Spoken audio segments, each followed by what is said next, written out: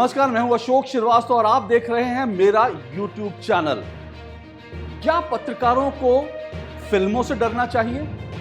क्या पत्रकारों को किसी फिल्मकार से डरना चाहिए या वास्तव में उनको डर लगता है? और डर लगता है तो क्यों लगता है? डर का क्या कारण हो सकता है? या ये सिर्फ डर है या कारण कुछ और है? जी हां, क्लब वाले पत्रकार फिल्मों से क्यों डरते हो सरकार? आज अपने YouTube चैनल पे मैं यही सवाल उठाऊंगा, क्योंकि दिल्ली में जो कुछ हो रहा है, दिल्ली के पत्रकार, दिल्ली के जो पत्रकार क्लब वाले पत्रकार हैं, यानी कि जो press club, foreign correspondent club वाले पत्रकार हैं, वो आखिर कश्मीर फाइल्स फिल्म के निर्देशक विवेक अग्निहोत्री से क्यों डरे हुए हैं?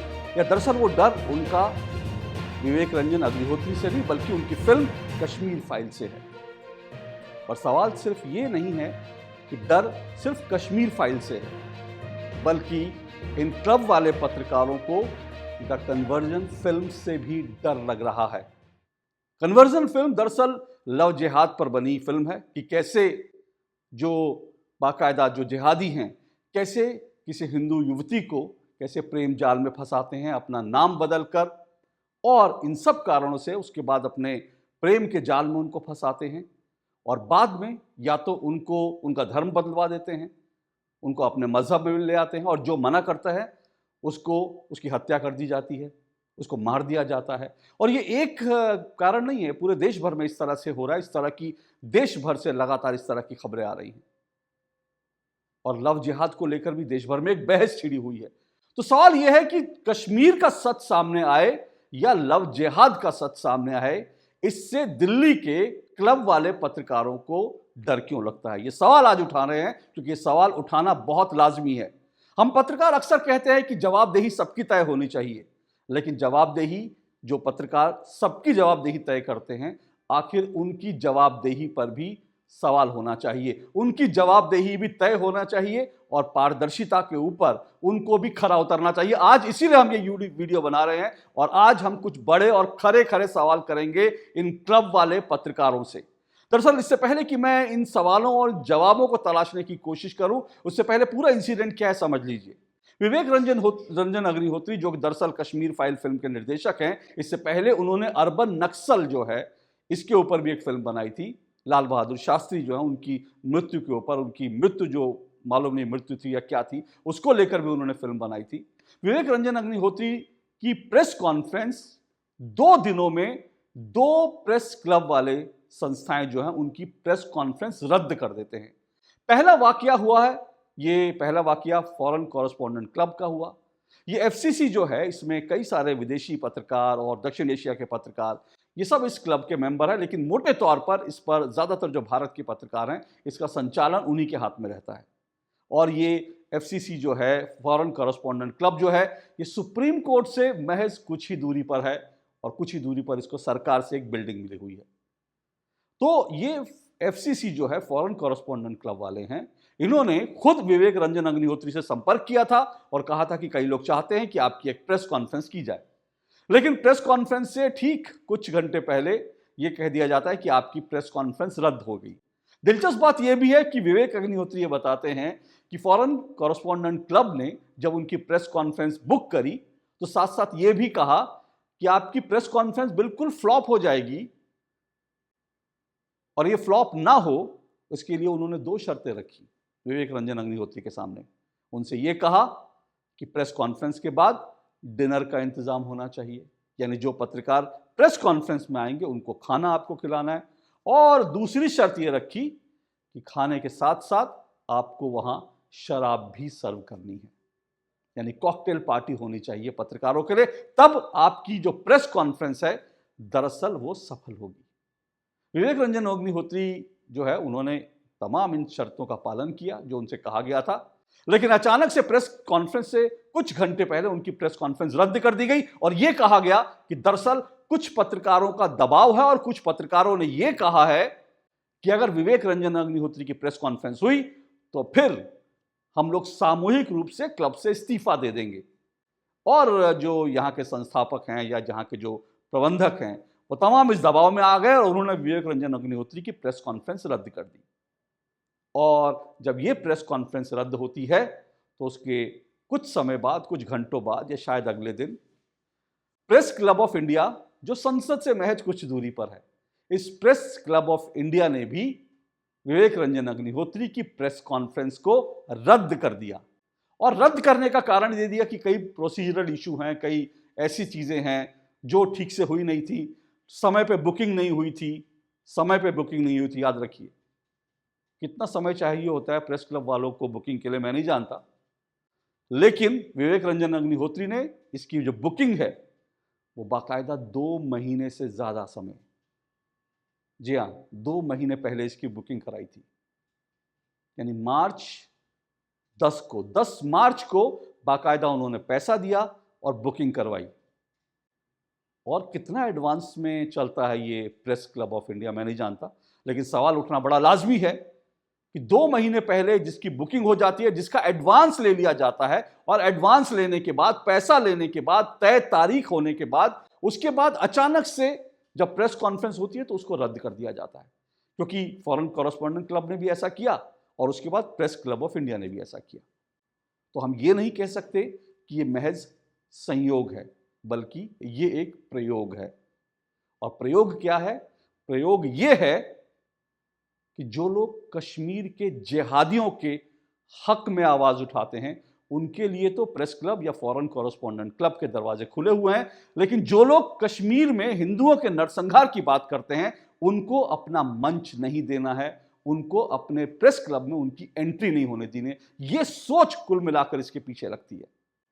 मैं क्यों कह रहा हूं कि यह सोच इसके पीछे लगती है, आप इसको समझिए। क्योंकि अगर आपने कश्मीर फाइल फिल्म देखी हो या आपने इसके बारे में पढ़ा हो, तो दरअसल ये फिल्म वो फिल्म है जिसने पहली बार 32 साल बाद, जी हां, कश्मीर में हिंदुओं का नरसंहार जो 32 साल पहले हुआ था, उस नरसंहार को अब तक 32 साल तक दबाया गया, छुपाया गया, उस सच को कश्मीर फाइल फिल्म ने पूरी दुनिया के सामने ला दिया। और पूरी दुनिया में अब कश्मीर में कश्मीरी हिंदुओं का जो नरसंहार हुआ उसके ऊपर चर्चा हो रही है, उसके ऊपर बात हो रही है। वरना 32 साल तक इस सच को दबाए रखा गया, दुनिया से छुपाए रखा गया, और मीडिया भी इस पर बोलने को तैयार नहीं था। विवेक रंजन अग्निहोत्री ने अपनी फिल्म में ये जो मीडिया है जिसने कश्मीर के सच को छुपाया, जिसने कश्मीर में जिहादियों के नैरेटिव को आगे बढ़ाया, उनके सच को भी इस फिल्म ने उजागर किया।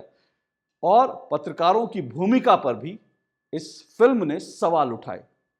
और जब सवाल उठाए तो देश में बहुत से आम लोग लगातार पूछ रहे थे, और जो फिल्म देखकर आते थे वो भी ये कहते थे कि हमें आज तक ये बताया क्यों नहीं गया, कश्मीर में हिंदुओं का इस तरह से नरसंहार हुआ, इस तरह से वहां महिलाओं का बलात्कार करके उनको आरे से चीर दिया गया,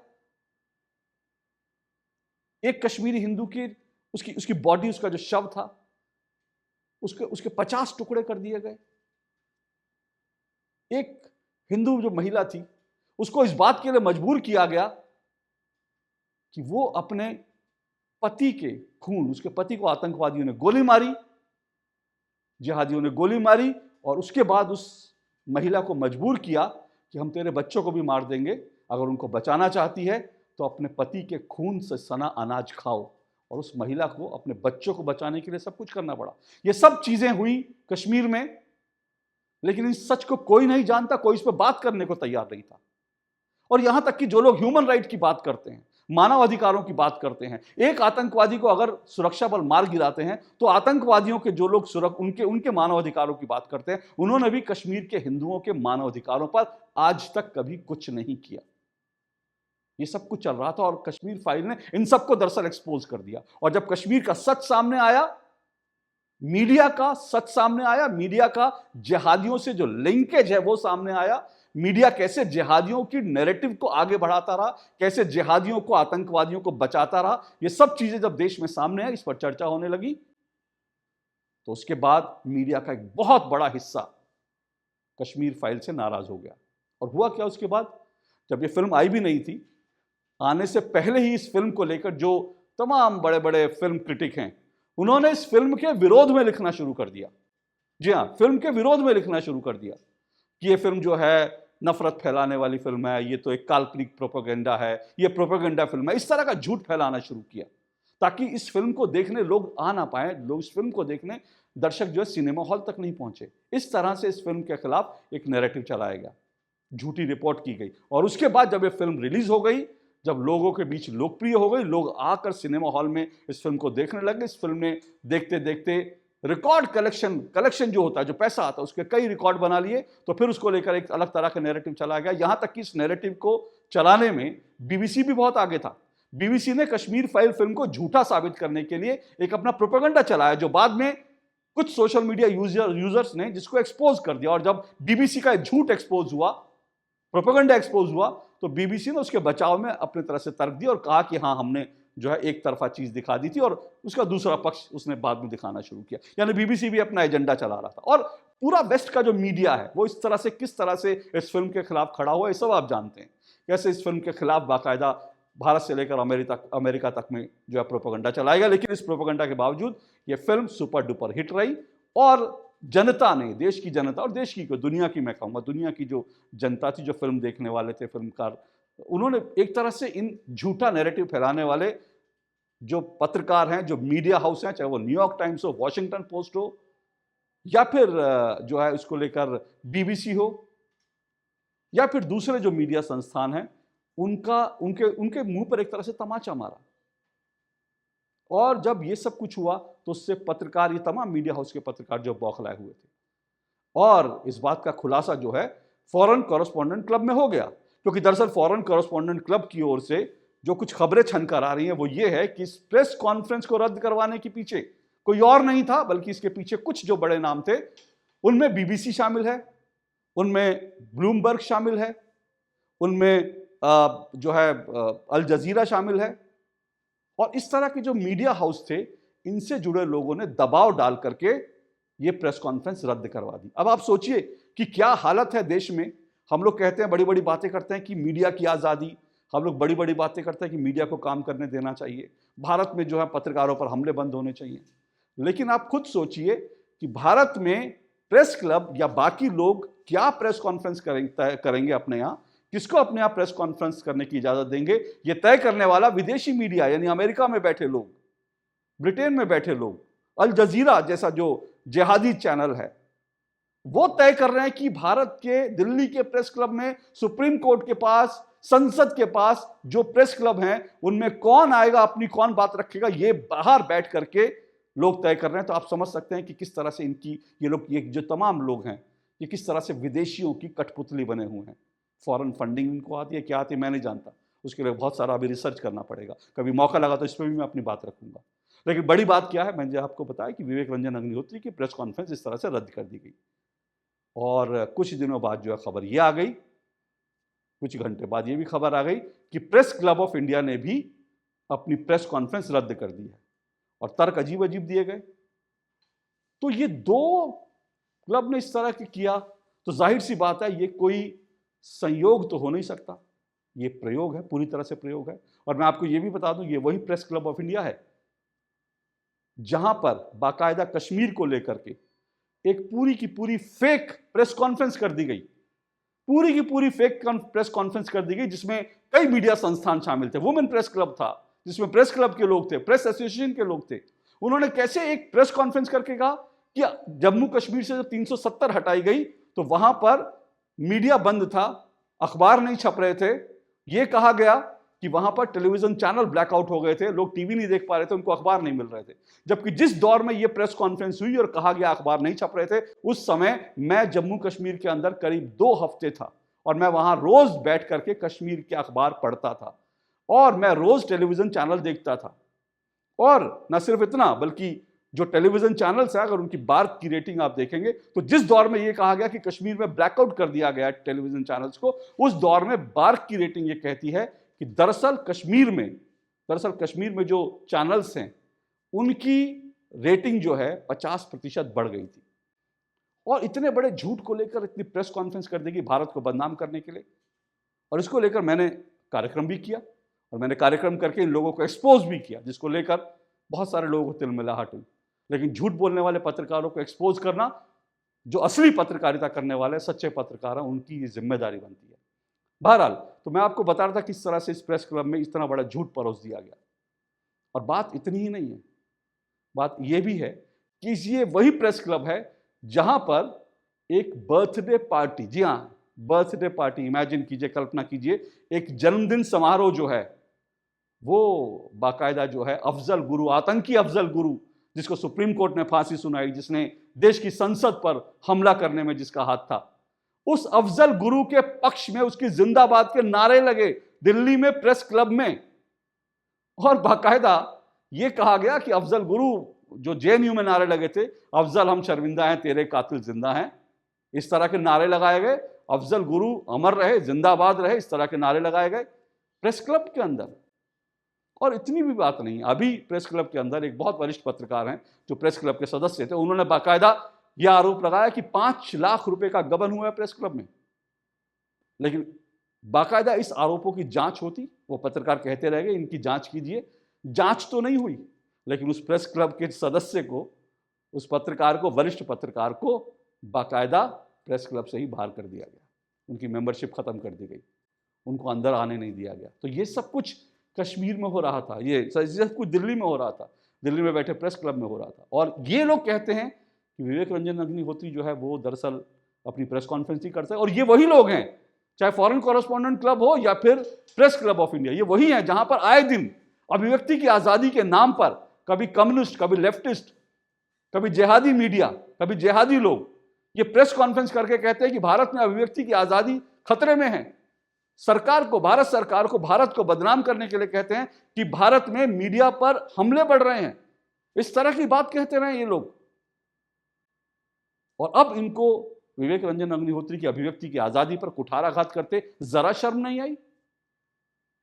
दूसरों की अभिव्यक्ति की आजादी का रोना रोने वाले, जिहादियों की अभिव्यक्ति की आजादी, जिहादियों के मानवाधिकार की बात करने वालों को विवेक रंजन अग्निहोत्री या कश्मीर फाइल फिल्म को लेकर के उसकी प्रेस कॉन्फ्रेंस में उनकी जो अधिकार हैं, उनके जो ह्यूमन राइट हैं, उनका जो दरअसल अभिव्यक्ति का अधिकार है, उस पर हमला करते हुए, उस पर कुठाराघात करते हुए, उसकी हत्या करते हुए क्या जरा शर्म नहीं आई?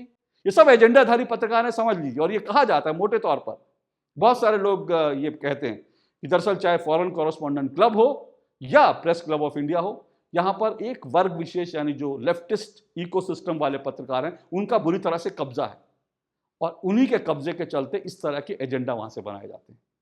मैंने कहा कि कश्मीर फाइल को लेकर जो कुछ हुआ, और कश्मीर फाइल को लेकर जो प्रेस क्लब ने जो उनकी विवेक अग्निहोत्री की जो उनका रद्द की उनकी प्रेस कॉन्फ्रेंस, उसको लेकर प्रेस क्लब ने अपनी तरफ से अपनी सफाई दी और कहा कि नहीं, हमारी ओर से कुछ नहीं है, कुछ प्रोसीजरल इशू थे, देर से बुकिंग हुई थी, ये हुआ था, वो हुआ था, हमें पहले नहीं बताया गया था, संपर्क नहीं किया गया था। हालांकि इसके जवाब में भी विवेक रंजन अग्निहोत्री ने कई अपने जो फैक्ट्स हैं वो पब्लिक डोमेन में रखे हैं। लेकिन बड़ी बात यह है कि सिर्फ हमला कश्मीर फाइल पर नहीं हुआ। कश्मीर फाइल के विवाद के 2 दिन बाद द कन्वर्जन फिल्म के जो निर्माता निर्देशक हैं, उन्होंने बताया कि उनकी प्रेस कॉन्फ्रेंस भी अंतिम समय में यह कहकर कि अभी बुकिंग का टाइम नहीं है, उनकी प्रेस कॉन्फ्रेंस, जबकि उन्होंने पहले से टाइम ले रखा था, उन्होंने सारी प्रोसीजर पूरे कर रखे थे, लेकिन अंतिम समय में उनकी भी प्रेस कॉन्फ्रेंस रद्द कर दी गई। तो दरअसल अगर वास्तव में प्रोसीजरल इशू होते, अगर ये वास्तव में सिर्फ संयोग होता, तो 2 प्रेस क्लब दिल्ली के अचानक से एक के बाद एक जो है विवेक रंजन अग्निहोत्री की प्रेस कॉन्फ्रेंस को रद्द नहीं करते, और प्रेस क्लब वाले अचानक से 2 दिन के अंदर 2 फिल्मों की प्रेस कॉन्फ्रेंस रद्द नहीं करते। इसी प्रेस क्लब में स्वरा भास्कर जैसी फिल्मकार, या हिंदुओं से नफरत करने वाले कुछ जो so called stand up comedian हैं, इसी प्रेस क्लब में आके वो भारत को सीए के इशू पर भारत को बाकायदा बदनाम करने वाली प्रेस कॉन्फ्रेंस करते रहे। लेकिन स्वरा भास्कर के लिए तो दरवाजे खुल सकते हैं प्रेस क्लब के, लेकिन विवेक अग्निहोत्री के लिए नहीं, क्योंकि स्वरा भास्कर वो भारत के खिलाफ बात करती हैं और विवेक अग्निहोत्री भारत के पक्ष में बात करते हैं। तो आप समझ सकते हैं कि इन प्रेस क्लब्स में दरअसल क्या चलता है, क्या कुछ होता है इन प्रेस क्लब में, इनका एजेंडा क्या है। कश्मीर जो कन्वर्जन फिल्म आई है, दरअसल वो क्या, जैसे मैंने आपको बताया, लव जिहाद पे बनी फिल्म है, और ये जो पूरी फिल्म है, ये इस आधार पे, इसका पीछे पूरा आधार ये है कि भारत की बेटियों को बचाने के लिए ये फिल्म बनाई गई है। अब इतनी दिक्कत क्यों हो सकती है, ये आप समझिए। और जैसा मैंने कहा, अंत में सिर्फ ये बोल दूं कि जैसे मैंने आपको बताया कि इसको लेकर के लगातार ये भी एक झूठ फैलाया गया कि जो ये फिल्म है कश्मीर फाइल्स, जो फिल्म है, दरअसल वो पूरी की पूरी फिल्म एक झूठ पर, ड्रामे पे और एक काल्पनिक फिल्म है। लेकिन जो कश्मीरी पंडित हैं, अगर आप उनको सुनेंगे, उनकी संस्थाओं को सुनेंगे, जो कश्मीरी जो इंटरनेशनल डायस्पोरा के से जुड़े लोग हैं, उन्होंने अभी हाल ही में एक प्रेस कॉन्फ्रेंस में बताया, रोते हुए बताया कि इस फिल्म में जो कुछ दिखाया गया वो सब सच है। उन्होंने ये रोते हुए ये भी बताया कि जिस महिला के साथ बलात्कार करके उसको आरे से चीर दिया गया था, उनको मेरे परिवार के व्यक्ति ने आंखों के सामने ये सब कुछ देखा। और आज हमें ये बताया जाता है कि कश्मीर में जो कुछ हुआ वो नरसंहार नहीं था, कश्मीर में जो कुछ हुआ वो एक काल्पनिक, कश्मीर फाइल जो कुछ दिखा रही वो काल्पनिक फिल्म थी। उन्होंने रोते रोते ये बात बयां की है। आज के लिए इतना ही, लेकिन चलते चलते मैं आपको उस वीडियो के साथ छोड़ जाता हूँ। छोटी सी वीडियो है कि कैसे कश्मीर डायस्पोरा से जुड़े लोगों ने इस सच के ऊपर अपनी बात रखी, कश्मीर फाइल के सच को लेकर बात रखी। तो कश्मीर फाइल सच है, लव जिहाद सच है, कन्वर्जन सच है, और इस सब के बीच एजेंडा कौन फैला रहा है, कौन इसको सच को दबाने की कोशिश कर रहा है, ये आपने दिल्ली के 2 प्रेस क्लब को माध्यम से देख लिया। ये आपने इन फिल्मों के खिलाफ जो प्रोपेगेंडा चलाया गया देश भर में पत्रकारों और मीडिया हाउसों के द्वारा, उस सब को आपने देख लिया। आज के लिए इतना ही। अगर आपको मेरा वीडियो सही लगे, अच्छा लगे, तो आप इसको ज़रूर सब्सक्राइब कर लीजिए। जल्दी फिर से मुलाकात होगी। नमस्कार। Word akin to genocide. There is no word akin to genocide. It is a genocide. And I testify, my community testify, because Global Kashmiri Pandit Diaspora, Kashmiri Pandits gave 750 interviews to Pallavi ji and Vivek ji and to his team. I guarantee it on behalf of my community that it is 800% true. Each and every event, whatever is shown in this film is real. It is not fiction. If I am standing here, sitting here in front of you, it is real. So Kashmir file is real. Every event, everything is real.